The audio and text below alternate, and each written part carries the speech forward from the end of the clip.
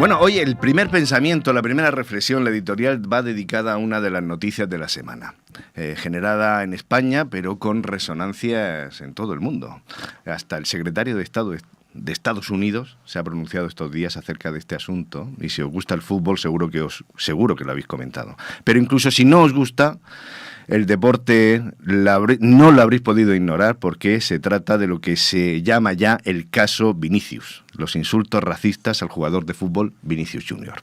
Los cristianos debemos ser los primeros en posicionarnos del lado de la justicia y señalar y denunciar el pecado, sobre todo si hablamos del pecado del racismo, ya sea personal, como grupo, institucional. No debiéramos mirar hacia otro lado ni bajar la cabeza como si no tuviéramos nada que aportar. Y esto no va de camisetas de fútbol. Los cristianos estamos llamados a mirar con los ojos de Jesús, con la vista un poquito más allá. Porque donde unos veían una adúltera, Jesús veía una persona necesitada de perdón y aceptación. Donde otros veían un ladrón al servicio del imperio, Jesús veía un discípulo del reino. ¿Y nosotros? Cuando vemos a un extranjero, a un inmigrante, a otro señor que tiene un color diferente, ¿qué vemos? ¿Nos pondremos la camiseta de nuestro equipo, de mi iglesia? ¿Insultaré? ¿Despreciaré? No. Somos cristianos, somos respetables, nosotros no caemos en estas bajezas, ni siquiera las pensamos. Esto no pasa en mi iglesia. Y sin embargo, buscando los archivos, así un poco, tirando un poco de recuerdos, me encontré con el caso más sangrante en la historia reciente, que por ejemplo se puede encontrar en la Alemania nacionalsocialista. A mí me encanta toda la temática de la Segunda Guerra Mundial. En el año 1933 se instó a las iglesias evangélicas alemanas a incluir un párrafo ario en sus estatutos, que prohibía la participación en los cultos de las iglesias a personas no arias, principalmente judíos, pero también gitanos y de otros colectivos. La gran mayoría de pastores, de líderes y por tanto la gran mayoría de las iglesias aceptaron y votaron y dieron el visto bueno a la inclusión de este párrafo racista.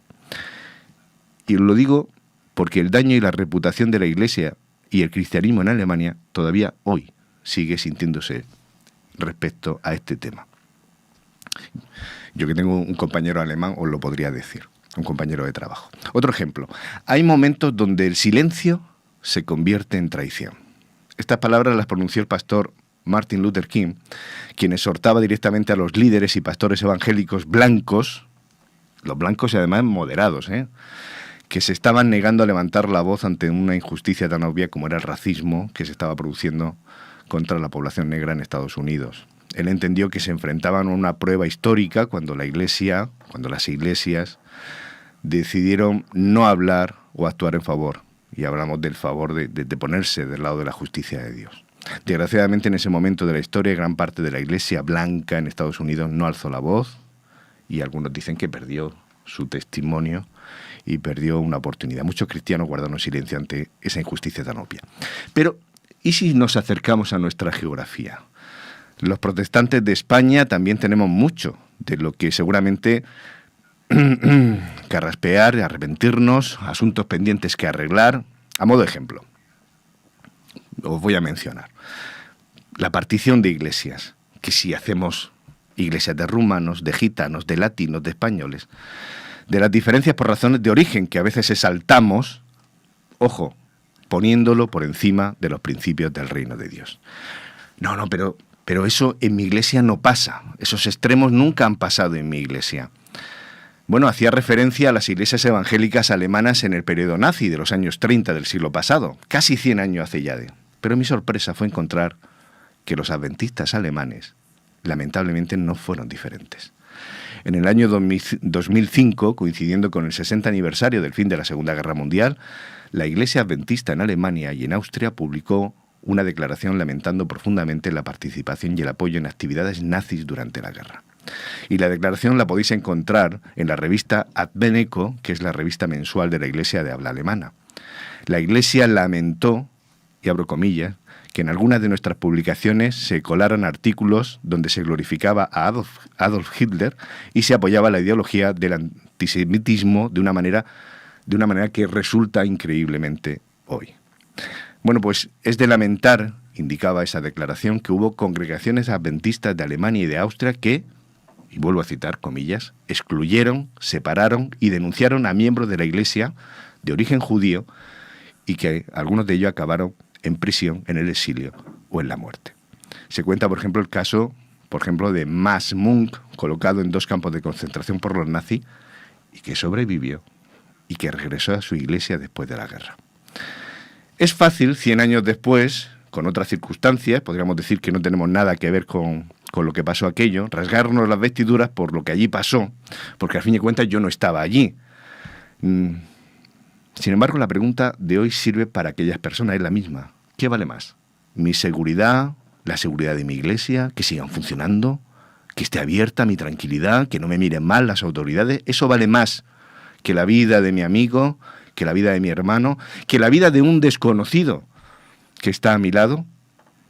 Otro día, sin embargo, podemos hablar, que los hay muchos, de todos los adventistas que asumieron el riesgo de proteger a los más desfavorecidos en aquellas circunstancias y que protegieron y escondieron a muchos judíos. Nosotros no hemos pasado por una experiencia tan radical como aquellos cristianos en aquella Alemania, pero sí estamos viviendo otra. Es posible que no participamos en difundir mensajes de odio contra ciertos colectivos, pero a veces sí constato silencio. Y visto así, nuestro silencio ante el racismo también puede ser muy grave. Puede señalar una ceguera espiritual enquistada que nos está llevando a intercambiar nuestra fe por otra cosa. Y en momentos así, no hablar puede ser también una traición. Es una traición para nuestra teología que se fundamenta en la reconciliación con Dios y con las personas, como dice el apóstol Pablo en la carta de 2 Corintios 5. También puede ser una traición a nuestros hermanos y hermanas diferentes que nos piden solidaridad a gritos. Bueno, se nos acaba el tiempo, no lo desperdiciemos, es una oportunidad de hacer el bien mientras podamos. Por eso decíamos no hace mucho que la principal causa está en el desconocimiento y en la falta de información hacia el que es diferente. Por eso en nuestras iglesias estamos llamados a conocer, a saludarnos, a intercambiar, a relacionarnos, a que sean relaciones cada vez de más calidad. Son buenos consejos para evitar la discriminación dentro de lo que más nos importa, nuestra comunidad. Así que cito un pasaje bíblico para terminar, Apocalipsis 7:9, donde una gran multitud, dice el apóstol Juan, de todas las naciones, de todas las tribus, de todos los pueblos y lenguas, se reúnen para adorar a Cristo. Así es nuestro Dios, aquel que acepta con Él a todos sin distinción. Defendemos entonces la diversidad y la dignidad de todas las personas sin excepción. Y si tú también crees que este es un mundo donde nadie es mejor que nadie, este es también tu espacio. Así que Juan Luis, nos pones un poco de música.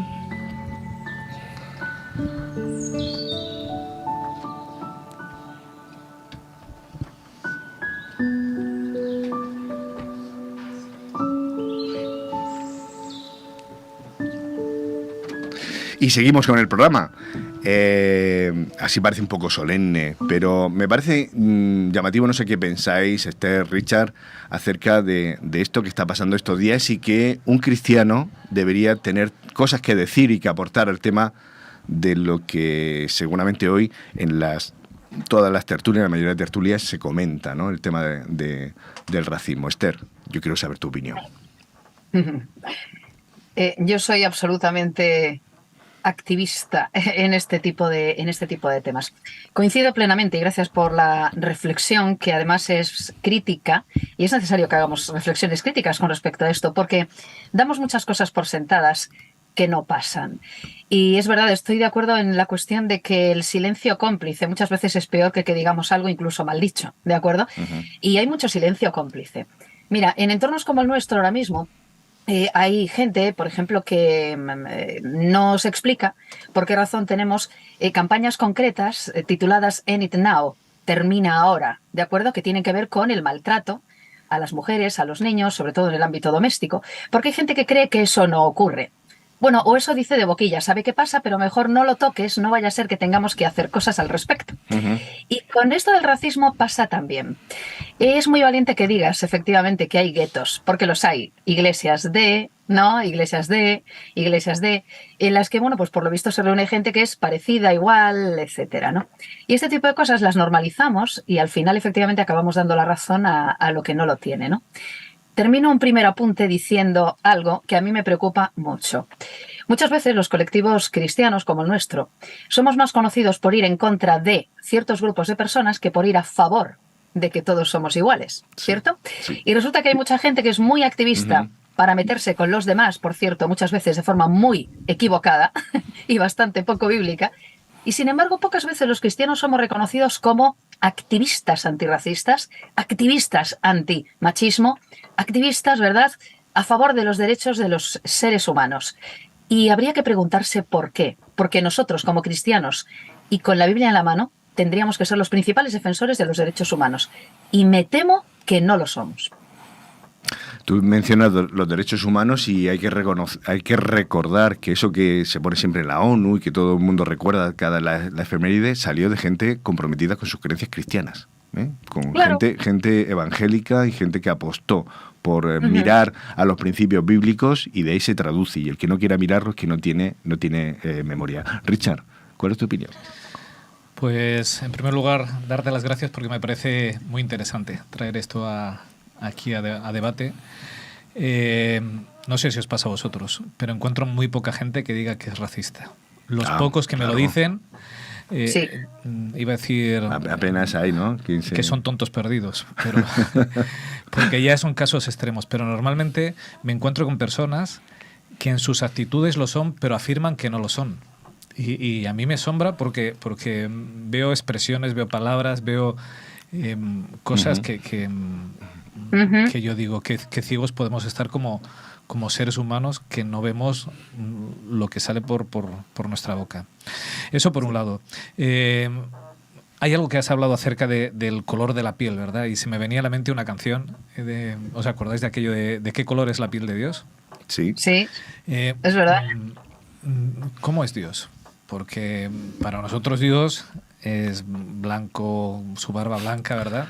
Pero Sí. seguramente Bueno, sí. hay que mirar a Jesús, ¿no? Al Jesús de las películas, que menos del Oriente Próximo lo ponen, podría ser uno de Massachusetts, ¿no? Quiero Claro. decir, casi tirando a rubio, con ojos azules, ¿no? Y sin embargo, sería tez morena, caucásico. nariz aguileña, Seguramente. feo, así decía Isaías. O sea, alguien que visto así a primera vista mucha gente le produciría esa repulsa del racismo de tú eres distinto, no quiero nada contigo. En el arte ha habido tendencia a veces de poner, de cosificar y de poner la De etiqueta a blanquear Jesús, bastante. no. Y ha habido tanto Sí. eso como el otro extremo de ponerlo tan feo como diciendo se puso a nuestra altura y lo vamos a radicalizar en otro extremo. La escritura lo único que dice es que no había nada en él que llamara especialmente la atención de primera, ¿no? Para que no se sintiera... Quiero decir, él cogió la naturaleza como uno más sin de atractivo, nosotros. sin ¿Sí? atractivo. Cuando alguien dice sin atractivo, Sí. es Bueno. feote. Pero bueno, Quiero decir, la atracción de Jesús... Claro, lo importante es que ahí es donde vamos. Lo importante no es el exterior. A Jesús no lo pintan en la peli, ojazos azules. y además siempre andando lento, ¿eh? Guapo. Siempre va a cámara lenta Jesús en las películas, ¿no? Como si tuviera que moverse para coger un vaso o ir... Pero a mí me da igual cómo era Jesús, me da igual. Porque la cuestión es, aquí todos somos hermanos. O sea, todos somos hijos de Dios. Aquí no tiene que haber discriminación. No debe de haber discriminación, ¿verdad? Por lo menos, como tú dices, es una teoría que todos sabemos, pero tiene que ser llevado a la práctica. A mí me preocupan, cuando hacías esa crítica, me preocupan estas iglesias que se separan. A veces se separan, es verdad, porque quieren separarse y quieren estar a su lado, pero me preocupa sobre todo aquellos que se separan porque no encuentran su hueco, porque aquí nadie les hace el hueco para tú eres parte de nosotros, tienes cargos, tienes responsabilidades, tienes sino que tú eres extranjero y como extranjero Ya eres diferente, te Eres señalo, distinto, sí, no, eres no. distinto. No aspires a estar dirigiéndolo en la iglesia, a un cargo importante. Si quieres, ahí en las minucias, pero en los cargos importantes. Yo siempre a Jesús me lo imaginé en las minucias, por cierto.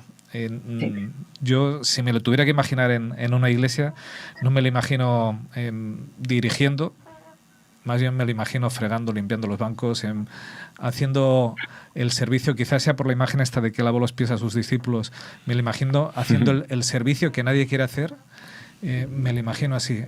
¿Sabes qué ocurre? Que lo grave, bueno, hay muchas cosas muy graves en todo esto, ¿no? Porque es verdad, hay mucho más racismo del que parece y nadie dice ser racista, pero se comportan como racistas, con lo cual, evidentemente, lo de la etiqueta es lo de menos. Pero tenemos que sumar, desafortunadísimamente, y es algo que también habría que repasar bíblicamente, al racismo, el clasismo. Cuando hacemos una combinación de las dos, estamos hablando de algo letal. Y letal además incluso en los ámbitos eclesiales. Estos días se hablaba en España, estamos a punto de ir a votar a las elecciones municipales y autonómicas en algunas comunidades españolas. Se hablaba, según una encuesta reciente, de que 1 de cada 4 jóvenes en España, con datos de la FAD y con datos el Departamento de Sociología de la UNED, por ejemplo, y esto, 1 de cada 4 jóvenes se reconocen racistas y, entre otras cosas, no aceptarían, por ejemplo, que pueda llegar a ser concejal o alcalde alguien que sea musulmán o alguien que sea gitano o alguien que sea extranjero. Eso lo dicen los chavales, no lo está diciendo la gente de otras épocas. Lo dicen los menores de 30 años, que están reproduciendo patrones racistas, pero también clasistas. Y claro, al tema Vinicius, que es algo que a mí me molestó muchísimo, habría que hacerle un matiz. Todo el mundo se ha emperejilado, por el caso Vinicius, porque es un futbolista forrado. Pero ese tipo de cosas ocurren y ese tipo de insultos ocurren en las categorías inferiores, ocurren también en la calle. Se habla de los negritos, se le llama negritos, ¿verdad? Entre comillas, sí. A los que venden el Top Manta, y nadie se escandaliza por eso. Pero tampoco se escandaliza de que haya pues un 95% aproximadamente de mujeres en trata de mujeres que están ahora mismo en prostíbulos, muchas de ellas son también de raza negra, nadie se escandaliza, pero resulta que le han gritado a un futbolista este tipo de cosas tan feas. Claro, tenemos un grave problema, que al racismo le sumamos el clasismo y nos encontramos con una sociedad injusta, una sociedad que está denigrando a muchísimos ciudadanos y una sociedad que no reconoce la realidad, y es que todos somos iguales, tenemos los mismos derechos, pero no se les respetan. Yo estoy de acuerdo contigo, Esther. A mí lo del caso Vinicius es verdad que a los que os gusta el fútbol ha sido terrible. A mí me parece una auténtica tontería. Quiero decir, es verdad que lo insultan, pero cuando insultan a un jugador acordándose de su mamá o acordándose, ¿verdad? Claro. Es que no es igual de terrible. No es igual de terrible. Sí. Claro. Entonces, los campos de fútbol para mí son no sé, lugares donde gente energúmena no sabe lo que es el deporte, sino que se dedica a insultar al contrario, y son campos de entrenamiento de una guerra psicológica unos contra otros, cuando no física, porque llegan a citarse para pegarse. A mí lo del fútbol lo dejo aparte. A mí me preocupa mucho más eso que dices tú, Esther. Es ese racismo diario, ese cómo se denigran unos a otros, cómo no se atiende igual a una persona extranjera que a una persona nacional. Hay tantos casos. Claro, ¿dónde ponemos el límite? Y nos lo traemos a las iglesias. Sí, a mí me ha gustado. Nos lo traemos, sí, ahora podemos ir por ahí. Claro, sí, me ha gustado que hicieras una crítica, porque tenemos que hacer crítica. O sea, esto que no debería de ser también ocurre en nuestras iglesias. También ocurre. Claro que ocurre. Y yo me acuerdo lamentablemente, sí, hace años que aquí se planteó si se vendía la iglesia y se hacía otra en otro sitio, ¿no? Y me acuerdo de alguien que me dijo, ¿y quién va a votar esto? La iglesia. ¿Pero quién lo va a votar? Pues todos los miembros de iglesia. ¿Y ahí quiénes entran? Pues todos los miembros de iglesia. Y me decía, ¿los rumanos también? Y le decía, por supuesto, son miembros de iglesia. Decía, no, ellos no pueden. Ellos son de otro sitio. Qué barbaridad, qué barbaridad. Qué barbaridad. Qué barbaridad. Luego hablamos de todos somos una familia, claro, del amor, todos somos hijos de Dios, claro. pero Pero unos más que otros. En las iglesias a veces hay personas que establecen su racismo, su clasismo, su elitismo y todas las tonterías que uno quiera poner ahí para creerte que tú eres más que el prójimo cuando probablemente eres menos. Nos has hablado, Juanfra, de cuánto vale la vida de mi hermano, y yo creo que la reflexión es equivocada, porque la cuestión es Apúntame. ¿cuánto vale mi vida? O sea, cuando yo me pongo en ese plan de yo soy tan importante, yo soy, lo que estoy haciendo es perdiendo mi vida, ¿verdad? Estoy sacrificando el sacrificio que hizo Jesús, lo estoy menospreciando, el que hizo Jesús en la cruz, y me estoy perdiendo. ¿Cuánto vale mi vida?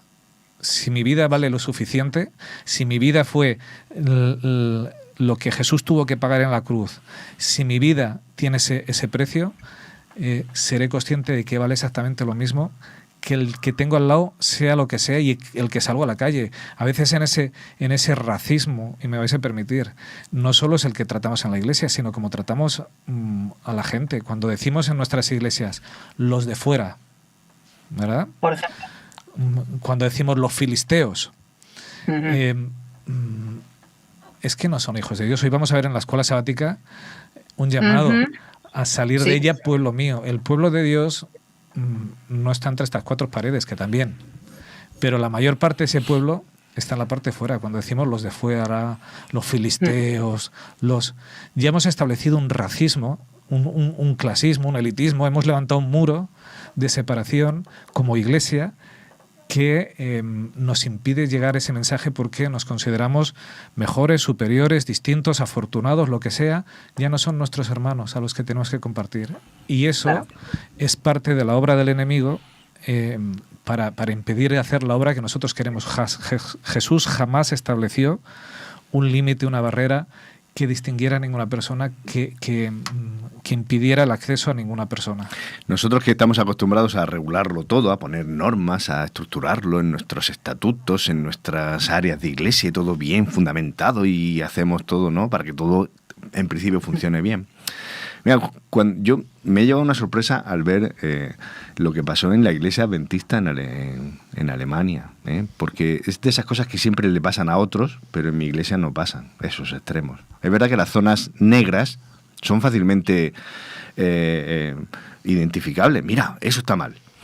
Lo peor es cuando son zonas grises, ¿no?, que tenemos el día a día, ¿no?, y decimos, no, eso a mí yo no denunciaría ante los nazis. Pues fíjate, ¿no? Y a veces levantamos la guardia con pequeñas cosas y se van colando hasta que incluso en los estatutos de las iglesias los nazis impusieran, ¿no? Y la gente transigió y votó a favor, ¿no? ¿Qué nos puede pasar en nuestras iglesias si levantamos, si transigimos con pequeñas cosas? ¿Dónde podemos acabar? Haciendo segregación de... Nosotros seguramente no tenemos la realidad que vivió los Estados Unidos del siglo pasado, ¿no?, donde era normal que hubiera colegios de blancos, colegios de negros, iglesias de blancos, iglesias de negros, y todo el mundo lo asumía, y solo cuando empezaron algunas a chirriar, algunos decían, esto no puede ser, no puede durar. Y hoy decimos, no, eso no puede ser. ¿Qué se nos estará colando a nosotros en nuestras iglesias, aquí en España, que deberíamos tomar conciencia? Y yo no digo que vayamos a cambiar el mundo, porque no, y a luchar contra el racismo, y a que ahora en todos los campos de fútbol todo el mundo se dé besos y abrazos, y no se trata de eso. Yo, por lo menos, lo que quiero es que en mi iglesia, ¿qué puedes hacer tú cuando vayas el sábado, cuando vayas el domingo a tu iglesia, a tu grupo, a tu comunidad? ¿Qué haces? Cuando vayas a compartir una comida fraternal, ¿qué haces? Coges tu tupper y te lo llevas a tu rincón, llamas a tus dos amigos, lo compartes, y no sé, qué pobreza, ¿no? Esas zonas grises son las que a mí me importan y de las que deberíamos tomar conciencia. Que, por cierto, sí. Solo un apunte. Dices que no vamos a cambiar el mundo. Eso es cambiar el mundo. Eso es empezar a cambiar el mundo. Sí, el hacer algo para que mejore la sociedad, para evitar ese racismo, para que la gente se sienta acogida y hermanada, eso es cambiar el mundo. Yo puedo cambiar el mundo en la medida que puedo influir en mi área de influencia. Y eso ya es cambiar el mundo. Un ejemplo, y es un ejemplo muy crítico, algo que le dije yo a alguien es un hermanito nuestro de etnia gitana que ahora mismo pues, está haciendo la carrera de teología, está a punto de concluirla. Hablábamos de este tema y él me hablaba de que efectivamente existe el racismo. Y yo le dije, sí, existe el racismo, pero para empezar a solucionar cuestiones que tienen que ver con el racismo, por ejemplo, hacia la etnia gitana, tenemos que ponernos de acuerdo en algo. Para solucionar las cosas, tenemos que trabajar todos en la misma línea. Y yo le dije, te voy a hacer una pregunta, porque recientemente se había realizado pues, un congreso para hermanos de la etnia gitana. Y se reunían, efectivamente, no recuerdo si en Entrepeñas, no recuerdo ahora mismo, pero bueno, se había hecho un congreso. Yo le dije, mira, las cosas empezarán a cambiar seguramente cuando no tenga ningún problema en acudir, por ejemplo, a un congreso de etnia gitana. ¿Por qué? Primero, porque no habría ningún congreso dedicado a ninguna etnia. Y segundo, porque yo podría ir allí con normalidad. Le pregunté, ¿yo puedo ir a un congreso que lleve ese título sin ningún tipo de problema? Yo me puedo sentar allí, puedo estar, puedo participar, puedo, ¿verdad?, formar parte de aquello y que no pase absolutamente nada. Todavía no me respondió. ¿Sabéis lo que quiero decir? ¿Por qué? Pues porque sabemos que todavía hay mucho que trabajar en ese sentido. Pero me vale para, no sé, esa sensación que a veces tienes cuando te vas a Londres, a una iglesia en la zona sur, y de repente llegas y eres la única persona de raza blanca, ¿no? La única. Y dices tú, gloop, y te parece que estás en Wisconsin, ¿no? Pero que digo yo, ¿y por qué? Esto, ¿sabéis? A veces echas de menos, efectivamente, que las cosas funcionen de otra manera, que no me dé la sensación de que a veces, sin querer o queriendo, estamos realmente construyendo guetos. Y lo vemos tan normal que a lo mejor estamos normalizando algo que me chirría un poco. Yo tendría que poder sentirme cómoda yendo a cualquier sitio, pero un hermanito peruano que llegue aquí tiene que poder sentirse cómodo. Y una persona que llegue de Guinea, un último ejemplo, yo es que soy muy destroyer con estos temas. En mi propia congregación, bueno, en la zona de Galicia vienen muchos, aunque es una zona en la que viene poca gente de fuera, ¿sabéis? Relativamente las iglesias, me refiero desde África y de estos lugares. Tenemos congregaciones en las que hay muchos chicos de raza negra porque vienen de Cabo Verde y de estos países que son de habla portuguesa y que llegan vía Portugal. Y tenemos pues alguna iglesia que son prácticamente todos de raza negra, de Burela y de todo este tipo de sitios. Bueno, en una ocasión llegó un chico que efectivamente era del mundo de la pesca y vino por nuestra congregación de Vigo. Estuvo yendo semanas, pero un montón de tiempo, y le conocíamos, un chico de Nigeria concretamente. Bueno, pues uno de los ancianos de iglesia, tropecientos sábados después de que el hombre estuviera allí, saluda desde el púlpito y le dice, oh, estoy viendo ahí un hermano que no le habíamos visto nunca, saludos. Aquel hermano, ¿de dónde viene? Risotada general porque llevaba tropecientas semanas viniendo. Negro, negrísimo, por cierto, era un chico que era fácil de distinguir. Y decía yo, caramba, lleva semanas viniendo y no se había enterado de que este hombre estaba aquí, ni le vio. ¿Sabéis lo que quiero decir? Ni le vio. Nos falta todavía mucho que... Nos falta, y vamos a tener oportunidad, seguro. Sí, sí. Y hoy a lo mejor saldrá el tema, y si no, espero que en la siguiente podamos incidir y no porque se hayan producido hechos de esta naturaleza. Richard, terminas tú. Sí, solo una cosita. El convivir todos juntos nos ayuda a nosotros, les ayuda a ellos, y crecemos todos como personas. Yo cuando hablo con personas, me pasa como a ti, Esther, yo soy activista en contra del racismo. Y cuando hablo con las personas me dicen, pero tú conoces mucha gente extranjera, ¿es verdad? Me relaciono con mucha gente extranjera, que además son mis amigos, colombianos, venezolanos, argentinos, mucha gente de muchos lugares en los cuales me siento muy a gusto con ellos y los siento como hermanos, y me ofende mucho cuando les tratan mal, cuando les insultan, cuando dicen porque los extranjeros vienen a aprovecharse.